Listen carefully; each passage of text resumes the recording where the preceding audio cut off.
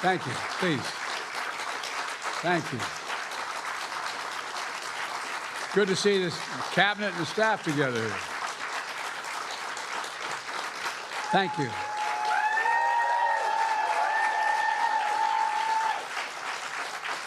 Thank you, thank you, thank you. Please. Thank you, thank you, thank you. It's good to see you all, particularly good to see my granddaughter sitting in the front row here. Hi, Finn. How are you, honey? For over 200 years, America has carried on the greatest experiment in self-government in the history of the world. And that's not hyperbole, that's a fact. We're the people. The people vote and choose their own leaders, and they do it peacefully. And we're in a democracy. The will of the people always prevails.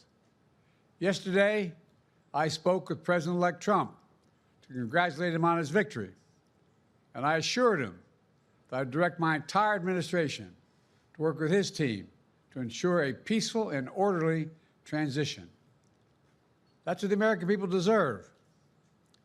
Yesterday, I also spoke with Vice President Harris.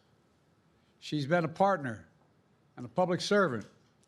She ran an inspiring campaign, and everyone got to see something that I learned early on to respect so much, her character. She has a backbone like a ramrod. She has great character, true character. She gave her whole heart and effort, and she and her entire team should be proud of the campaign they ran. You know, the struggle for the soul of America, since our very founding, has always been an ongoing debate and still vital today. I know for some people, it's a time for victory, to state the obvious. For others, it's a time of loss. Campaigns are contests of competing visions. The country chooses one or the other. We accept the choice the country made. I've said many times, you can't love your country only when you win. You can't love your neighbor only when you agree. Something that I hope we can do, no matter who you voted for, is see each other not as adversaries, but as fellow Americans. Bring down the temperature.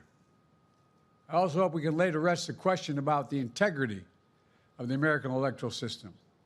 It is honest, it is fair, and it is transparent. And it can be trusted, win or lose. I also hope we can restore the respect for all our election workers who busted their necks and took risks at the outset. We should thank them. Thank them for staffing voting sites, counting the votes, protecting the very integrity of the election. Many of them are volunteers who do it simply out of love for their country. And as they did their duty as citizens, I will do my duty as president. I'll fulfill my oath, and I will honor the Constitution. On January 20th, we'll have a peaceful transfer of power here in America. To all our incredible staff, supporters, cabinet members, all the people who've been hanging out with me for the last 4 years, God love you, as my mother would say. Thank you so much. You put so much into the past 4 years. I know it's a difficult time. You're hurting. I hear you and I see you. But don't forget all that we accomplished. It's been a historic presidency. Not because I'm president, because what we've done, what you've done. A presidency for all Americans. Much of the work we've done is already being felt by the American people, but the vast majority of it will not be felt over the next 10 years. We have legislation we passed that's just only now just really kicking in.